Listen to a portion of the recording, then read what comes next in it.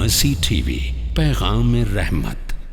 شیخ محترم، قربانی کا جانور جب خریدنے جا رہے ہیں تو کن باتوں کا خیال رکھنا چاہیے اور خصوصیت کے ساتھ کون سے عیب اس میں نہیں پائے جانے چاہیے؟ سنن نبی داؤد کتاب الضحایا حدیث نمبر 2802، اس کے اندر 4 عیب کا ذکر ہے۔ جب ہم اور آپ جانور خریدنے جائیں تو دیکھ لیں کیا اس جانور میں یہ چاروں عیب ہیں۔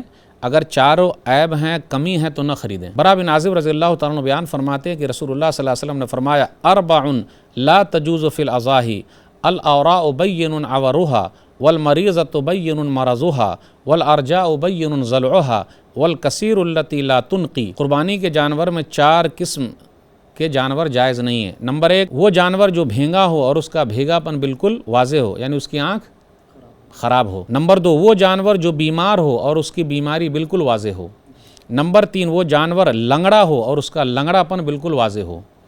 نمبر 4، وہ جانور جو انتہائی کمزور اور لاغر ہو، جس کی ہڈیوں میں گودا ہی نہ ہو، تو ایسا جانور بھی قربانی میں نہیں دینا چاہیے۔ تو یہ 4 عیب کا خیال رکھنا بہت ضروری ہے۔ ھذا ما عندی واللہ اعلم بالصواب۔ مرسی ٹی وی کے مزید ویڈیوز کے لیے ہمارے چینل کو سبسکرائب کریں اور بیل آئیکن کو کلک کرنا نہ بھولیں۔ جزاک اللہ خیر۔